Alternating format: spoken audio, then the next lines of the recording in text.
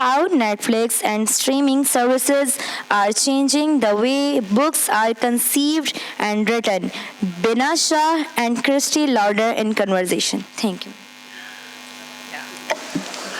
Assalamu alaikum. Just give us a minute to get ourselves sorted up here. I've got notes and things that I need in front of me. Are we all set? I think so. Okay, it's good to see you all here. This is my first time at Adab Literature Festival, so I'm excited to be here. And today we have, this is going to go by very fast. I'm warning you, it's a half hour, but we'll try to stretch it out as much as we can. We're going to be talking today about the rise of Netflix streaming services, which were so important to us during the pandemic. We spent 2 years in bed like this, and with our computers in front of us, clicking, clicking, clicking, watching, watching, watching. And I think it was during this time that there was this need for content to keep our appetites whetted. And where did they go to look for that content? Some of it was original, and a lot of it came from things that were already in existence, books, stories, previously written, screenplays even, television, whatever, they mined for content.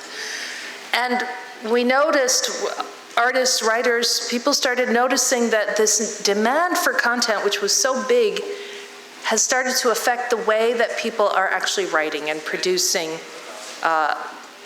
fiction. So I have the privilege to have with me as my co-panelist, Christie Lauder. Some of you may know her, but for those of you that don't, Christie is an assistant professor in communications and design at Habib University. And there she teaches creative writing and journalism. She's fresh off an MFA program in the United States. So she really brings the very latest of everything to Pakistan, and we're really lucky to have her here in the country. Previously, she worked at IBA, at the Center for Excellence in Journalism. So her fortes are both creative writing and journalism, and that's what she teaches at Habib. Her work has appeared in Persephone Magazine, Podunk Review, Jezebel, and Refinery 29, among other outlets. And she also serves on the board of the Salam Award, which is Pakistan's first prize for speculative fiction, fantasy fiction, and just anything that really takes the imagination very far. And Christie writes frequently about the intersection between pop culture and gender, and genre something that is blocked by an icon on my phone, and adaptation. So Christie, welcome. Thank you. Welcome to Adab. Get closer. Yeah, please, we do need to hear you. Sure. And so we're really excited to have you with us to pick your brain and tell us about, first, before we get started on the order of the day, I'm really interested in you telling me about book talk. Because I'm a writer. I've been writing for 25 years, but I'm very conventional. And when I found out, sure, there's Bookstagram. We all know Bookstagram, right? People pose beautifully with their picture. I had a woman reading my book in a bathtub, naked, reading the book in front of her, and I'm like... I think that's a compliment. You are on TikTok, and so tell us, what is Book Talk? Book Talk. Book Talk is the logical outgrowth of Book Twitter, of Book Instagram. It is the next evolution. So in theory is exactly the same as promoting your books on Twitter, or not even promoting. A lot of Book Talk is not necessarily from creators and writers. They're from readers and reviewers, even fans of shows that have now gone back and read the original source material. So it's kind of split half and half between, not even quite half and half, but let's say 60-40 in terms of fans and people who are producing and reading and reviewing and recommending books, and then largely indie writers. It is a hugely popular but also extremely effective medium for independent writers in particular. If it's okay, I'm going to clarify this, because many of us who may not be necessarily deep in the publishing industry might still think of indie publishing, or we're talking about small press, as vanity publishing. I would say even as little as 5 years ago, the idea that you published your own book, you put it out in the world, meant that you couldn't get a book contract. Well, the fact of the matter is you probably couldn't get a book contract because many people cannot get book contracts. That actually has no effect on whether or not your book or your idea or you yourself are a good writer. It is the economics of the publishing industry. What has happened is that a lot of people have turned to publishing their own books. You can do it cheap. You can get it to a lot of people. You can do print on demand. You can do KU. You can do Ingram. You can.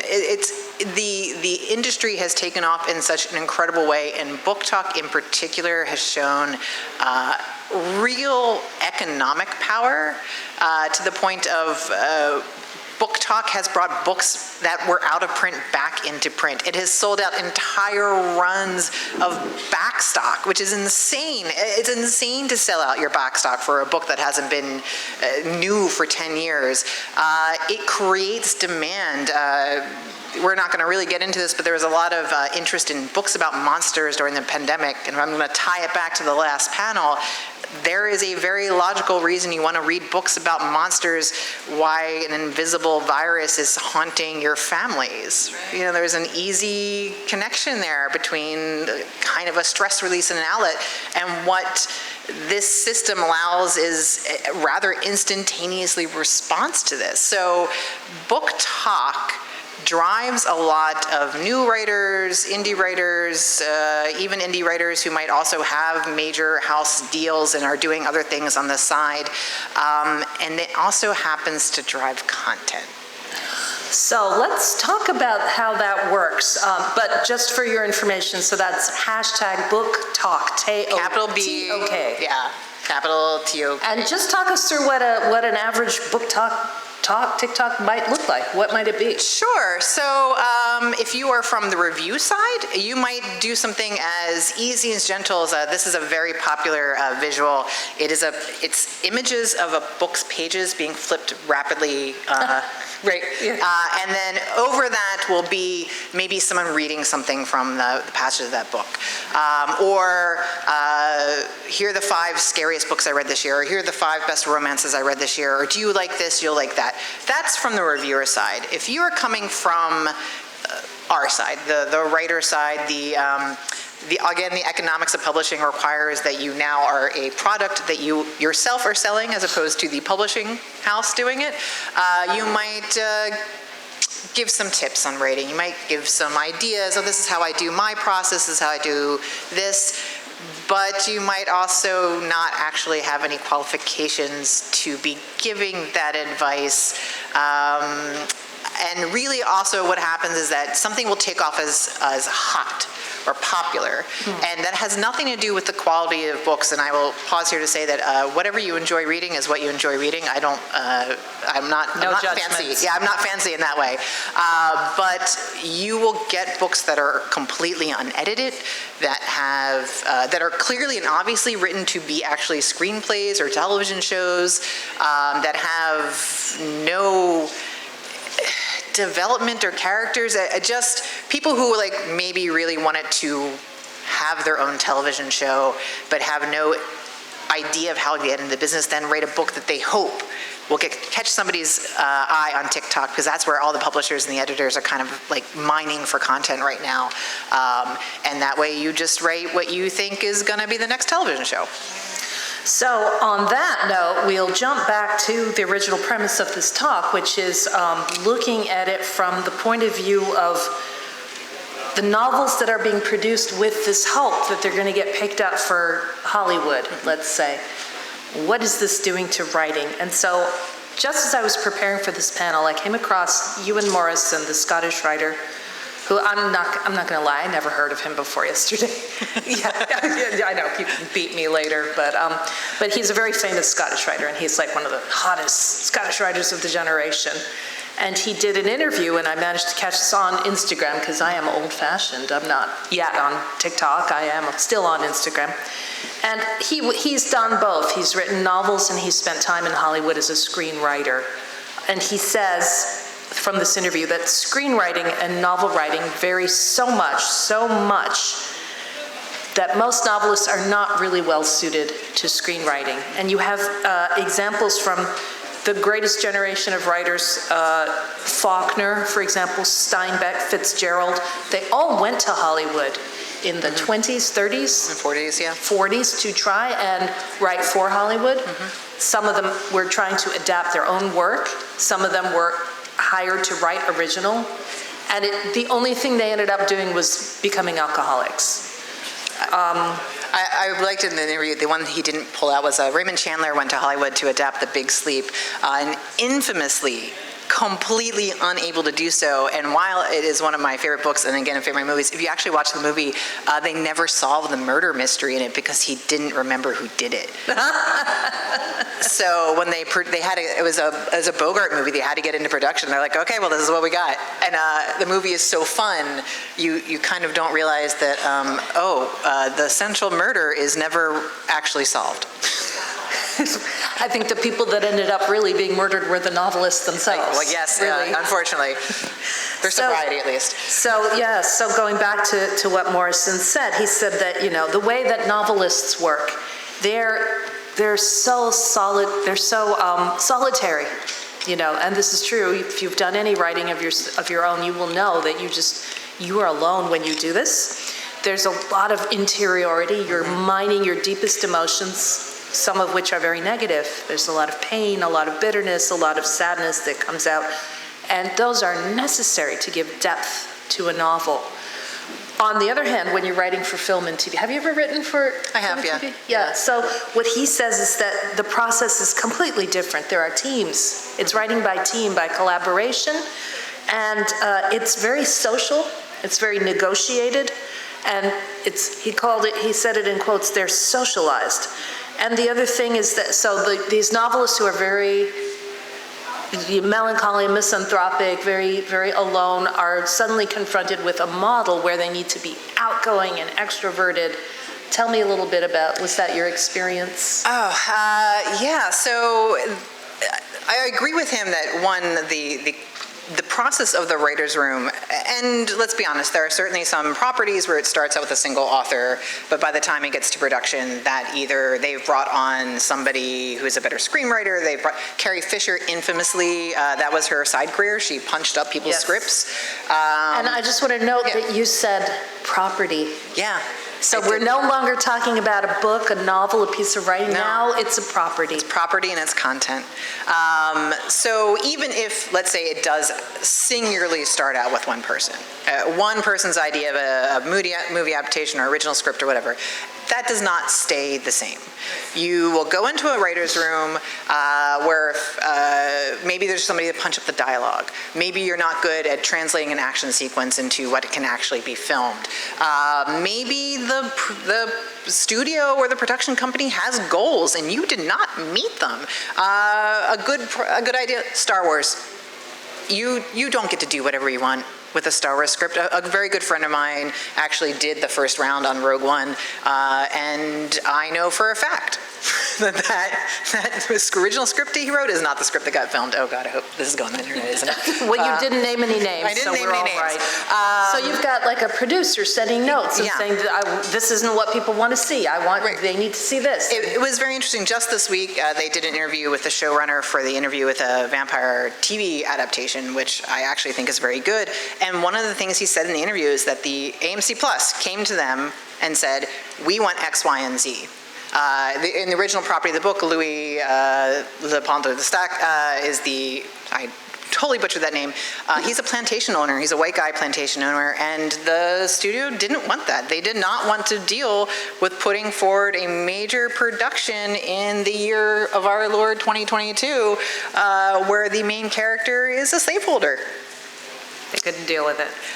Which meant they had to rethink these things. I actually think those changes were better in the end, but that is an example of a studio coming in and said, you can't do this. Has anyone seen the Interview with the Vampire TV series, Anoki? You love vampires. Just the first episode, okay. But you all know what the source material of Interview with a Vampire is, right? It's the Anne Rice novel. 1977. Series. Yeah. And look at how that has been stretched out. And this is the other thing that's really interesting about content, that Ewan Morrison said, which was really shook me up quite a lot, is that he says that we're really talking about an art form versus brutal capitalism. Absolutely. Brutal capitalism, where it is the enemy of art and creativity, the corporatization of Hollywood, which is just a machine. It is really just a machine. And so it's the corporatization of Hollywood, the domination of known IP, which is intellectual property, and the endless repackaging, rebooting, sequelizing, pre-sequelizing, spin-offs, remakes of maybe one original idea. Exactly, yeah. And so what is that doing to novel writing? Let's go there. And please, I know you're the moderator, but you are also a novel writer, so, I weigh in on have this. no experience in this field, so I just want to learn from you. So definitely the process, for me at least, and I will speak for myself only, I do have to kind of be deep into myself. I have to be deep into my own ideas, running through my own ideas. If I allow myself self-doubt, if I allow myself to be thinking about outside influences, I can be very easily influenced. One of the best pieces of advice, a young writer, a beginning writer can get is don't write to market, which is don't write what you think is going to sell. You write the story that you write, because the process of production of publishing means by the time that, let's say, it's vampires, it's twilight time, and vampires are hot again, and you write your vampire novel, the amount of time it takes you to sell that, get into production, and vampires are gone. No, write the story that you want to write, and if you're lucky, you're going to get picked up and you're going to hit the right wave. But if you write because you think what's happening right now is, dystopian YA fiction, which was big a couple years ago, where is it now? Right? Are we all talking about Hunger Games in the year 2022, despite having just gone through a pandemic? Yeah. Nobody wants dystopia anymore. That. Right. We're done. That's how fast the cycle goes.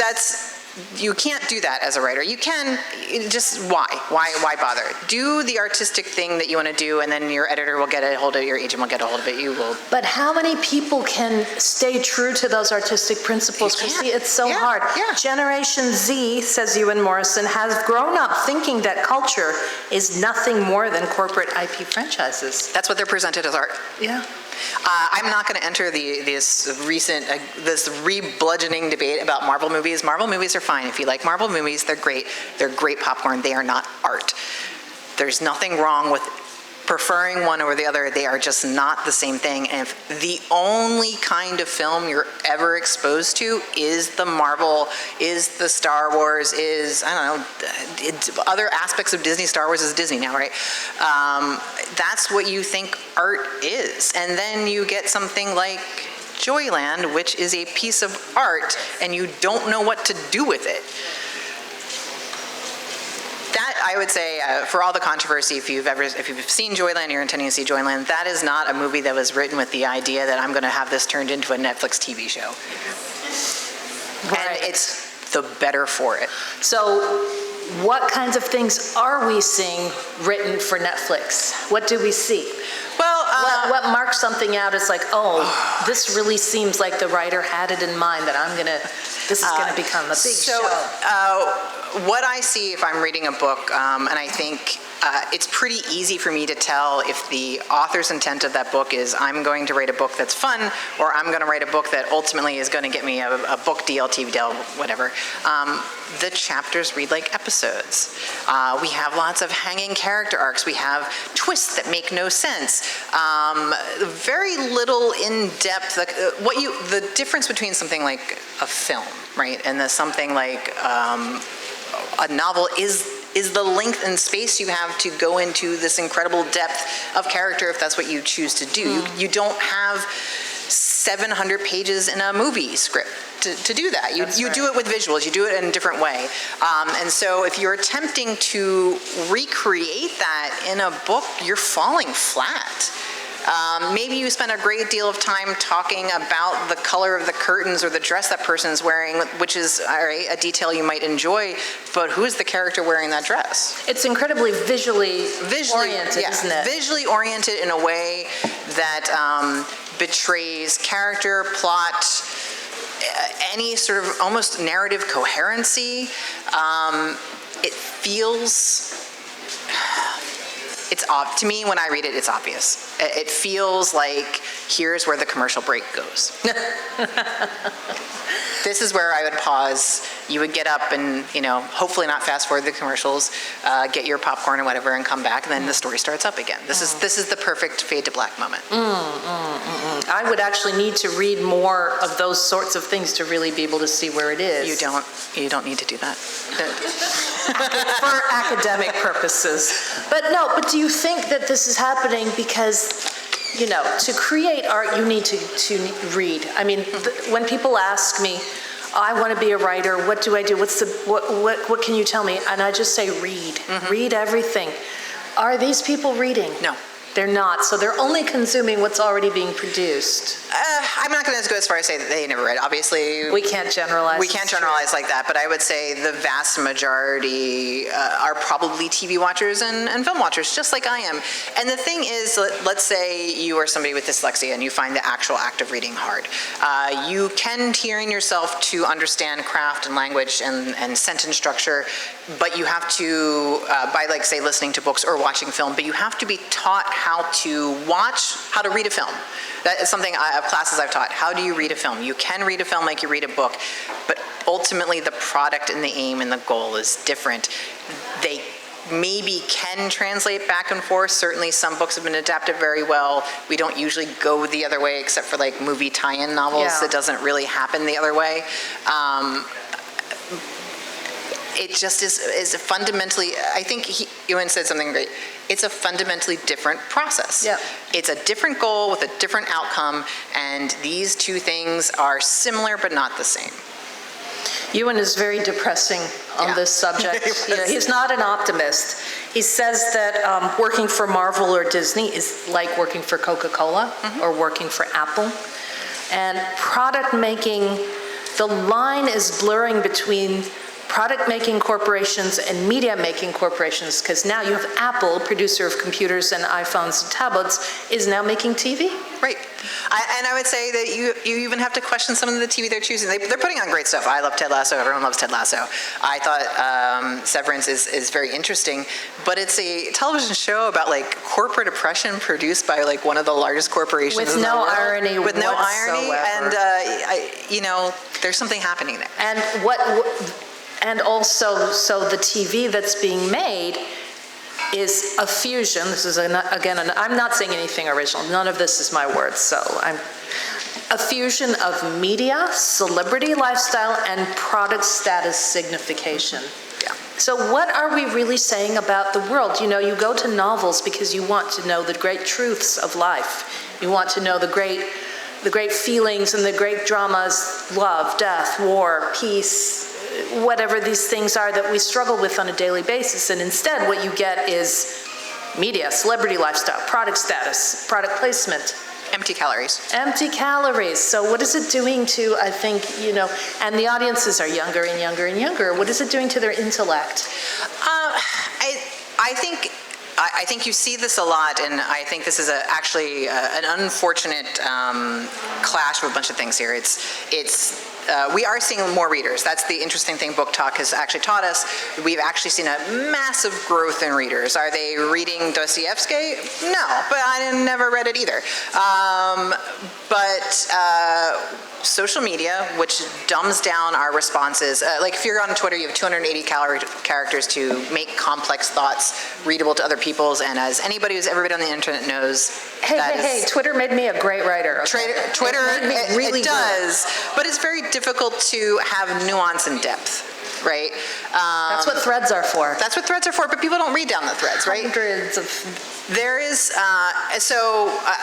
here's a good example. So just this week, once again, I was talking about Interview the Vampire on Twitter, and somebody just mentioned something that happened. A character who is white in the books is actually a Muslim man in the television show, and there's been this interesting discourse around him. And there's been a lot of worry about how this character is hated in the novels because he's Muslim, and I said, actually in the books he's a white guy from Rome. He most distinctly isn't Muslim, so in the books the hatred towards this character can't be because he's brown or... No Islamophobia was at play here. Islamophobia can't be at play there. And you would have thought, I don't know what the equivalent would have been, but you would have thought I had lit the world on fire by just pointing out the source material is different. And Did you get canceled? I know, because... No, not enough for cancellation. No, I mean, they would have to prove me wrong, and they can't.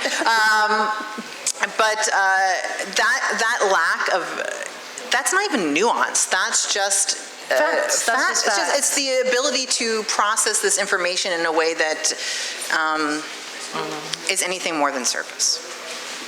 So we've got knee-jerk reactions. We've got just short attention spans, popcorn, and you know what? I think.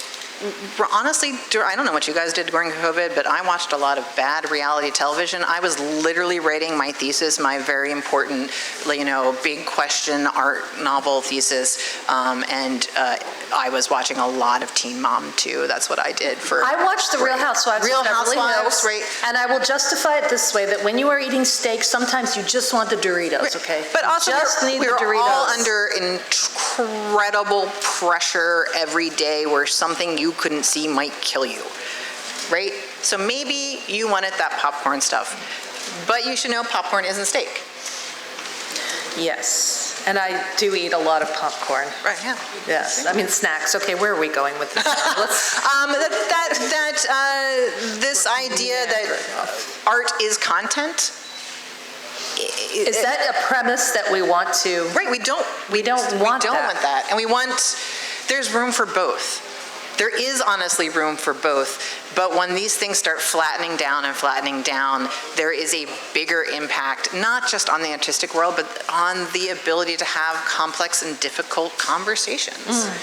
Or to be at ease with difficult emotions, even, Yes. because TV is serving you plastic emotions, right? I'm going to resolve this conflict in the next 45 minutes. Right. We're going to cry a little bit when Grandpa dies, and then Right. we're going to be happy in the next scene. And that's not how real emotions work. That's not how grief works. And at a time when we were all grieving, because how many of us lost people in the pandemic, TV was telling us to get up, you shake it off, shake it off, and then just get going.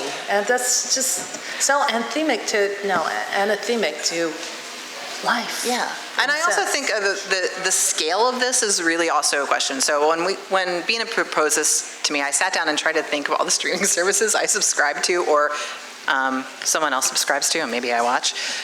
And this is the list I came up with, and I know it's not even HBO Max, Paramount Plus, Peacock, AMC Plus, Netflix, of course, Hulu, YouTube. How many VPNs do you have to handle all of one? And my Discovery. That's not even the end of the list. I know it's not. Apple TV. That's me. The sheer amount of content that needs to be produced to maintain that ecosystem is insane. For every show that you see get on the air, there's a dozen shows that never make it. That even some of them are shot. And so Ewan Morrison asks, what will the future be with 4 massive corporations controlling all of that cultural content? What are we looking at? Yeah. He really calls it corporate suffocation. Yeah. And uses Taylor Swift as the example of us being, she had in the charts when she released her new album, number 1, number 2, number 3, number 4, number 5, number 6 on the charts. She walked away with 6 awards. So she's everywhere. You can't escape her. Yeah. What does that do to art?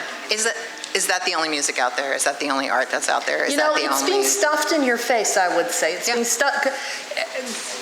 Capitalism stuffs things down our throats, really, and it says, eat this or die. Well, opioids in the masses. Yes. But it's there. It's on the smartphone. Right. When you might not be even bothered to walk across the room to get the book out of your shelf because the screen is there. And I suffer from this too. I mean, this happens to me as well. There's a newspaper. I'm like, click, you know? So, yeah.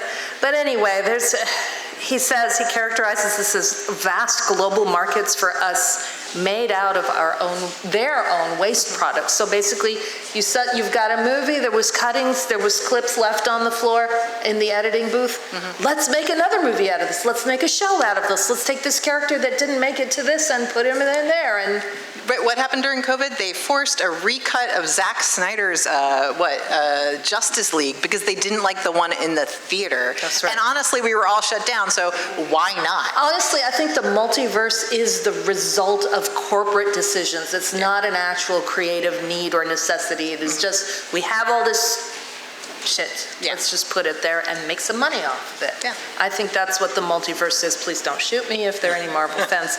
We are at the end of our time, but nobody's here to stop us, so we're just going to keep going until you guys get bored. Yeah, you got a question.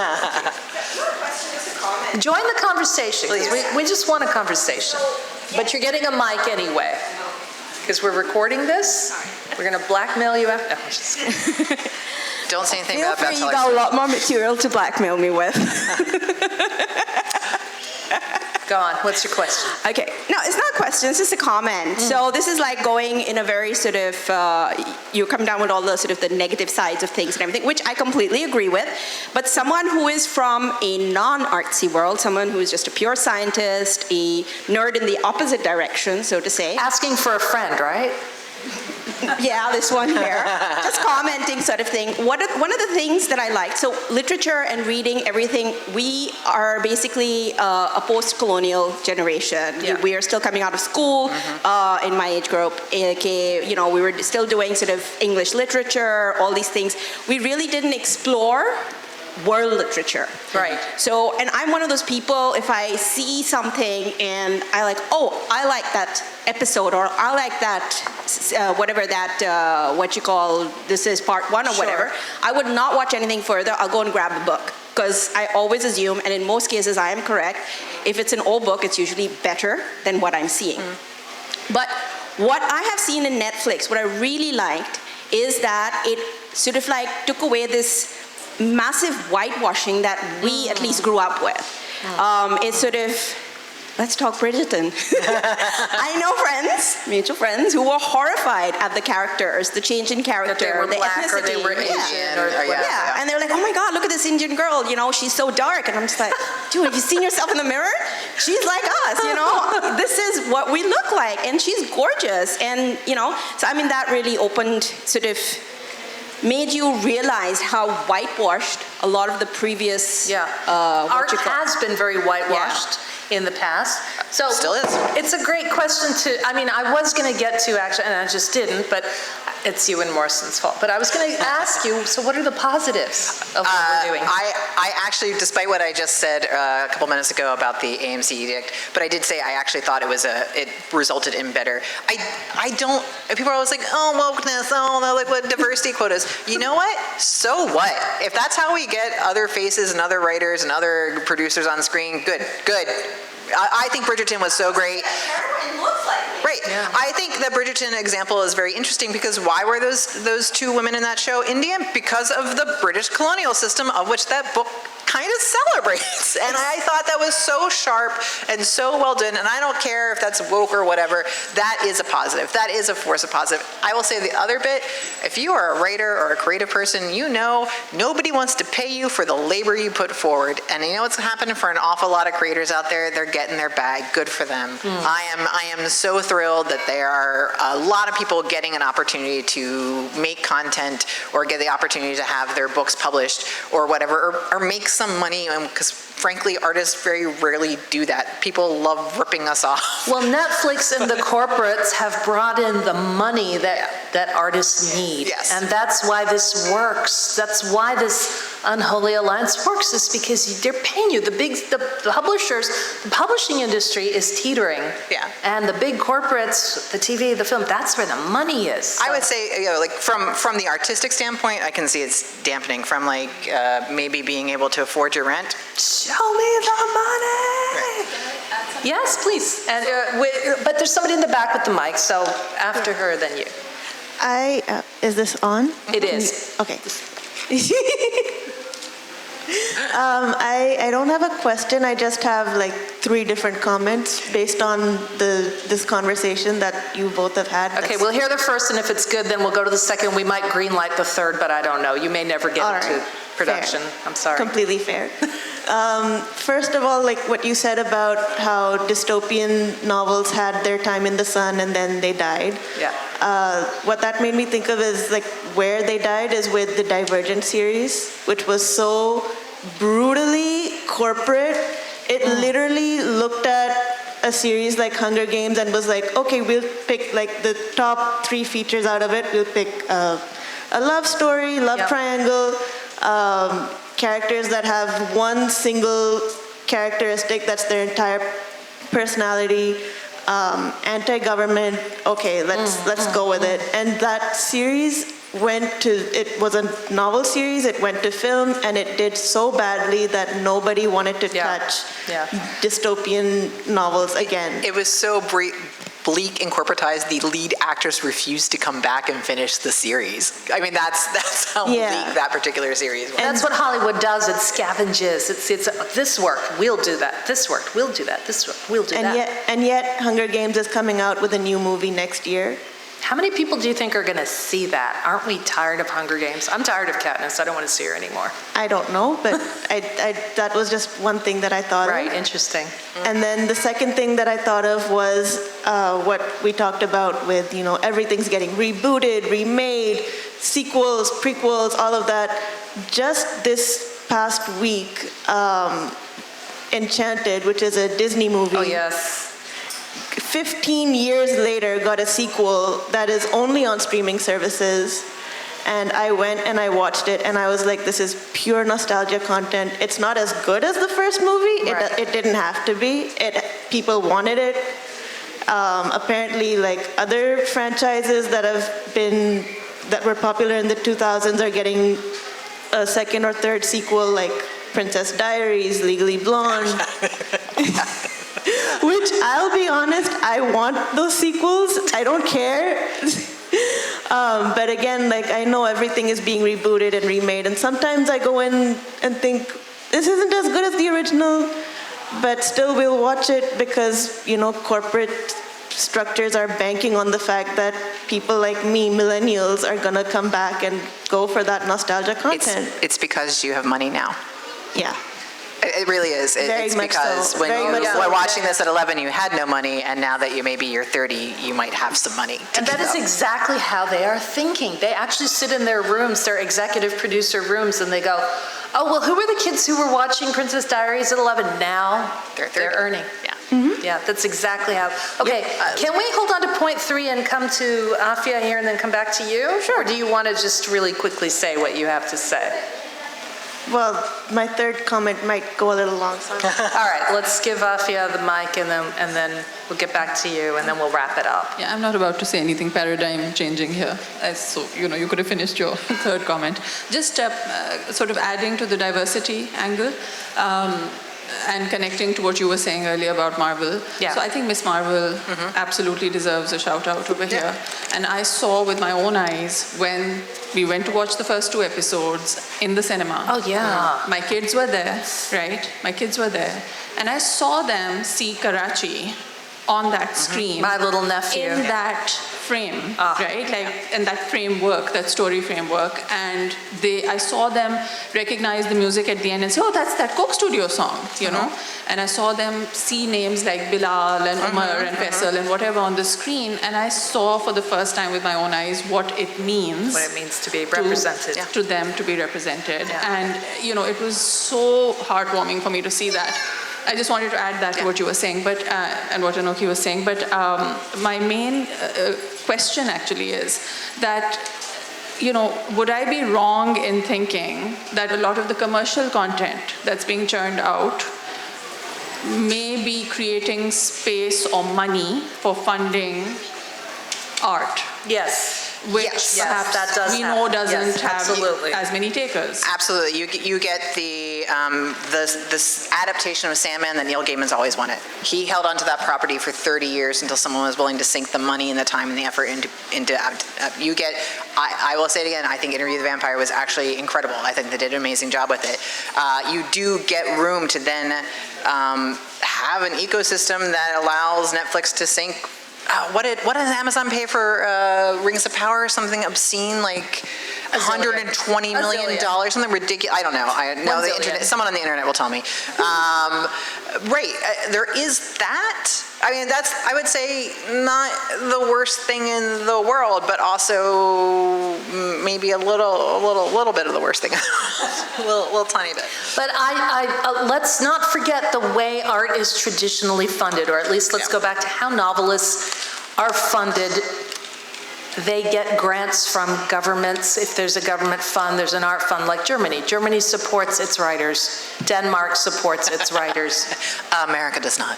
America doesn't. The UK did, and hello, Rishi Sunak, goodbye art. So, so there are other traditional ways of being supported, and this is long-term support. It's a year funded to live in Berlin and write your novel. It's 3 months to go to Bellagio at the Rockefeller Center. And so, there have always been patrons of art who have not, it's commercial, it's transactional, but it's not the soulless enterprise that the brutal capitalist system puts into it.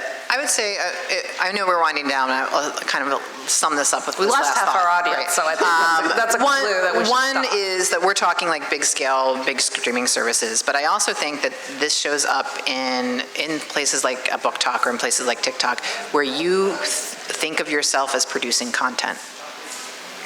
You're a person who exists to produce content, not to film your life honestly, not to just chat on LiveJournal or whatever it is. You exist to produce content for somebody else that's making money off of your labor. Yeah, and you're a drone, then you're not an artist anymore. You really need to think about what you're doing. It's the contentization of your life. Being a writer, being an artist requires you to think. It requires you to really think every day, why am I doing this? What is this? What is it? You have to. That's part of the artist's life, I have to say. Okay, you're up. So my third and final comment is in defense of Taylor Swift. I like Taylor Swift. Don't get me wrong. I know you both probably like her, but I just want to say something that what she does is 100% art. Yes, she is an incredible businesswoman, but her songwriting, she writes by herself. She only works with people who support what she does. Like Jack Antonoff, no. And she cared so much about being able to own her own art that when her art, like her masters, the original recordings were sold from under her, she switched music labels and she said, I'm gonna re-record all my old work.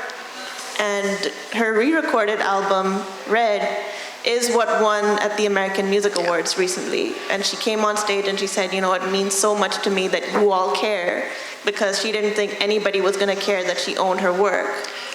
Right, but she was only able to do that after she had already been a success and a multimillionaire.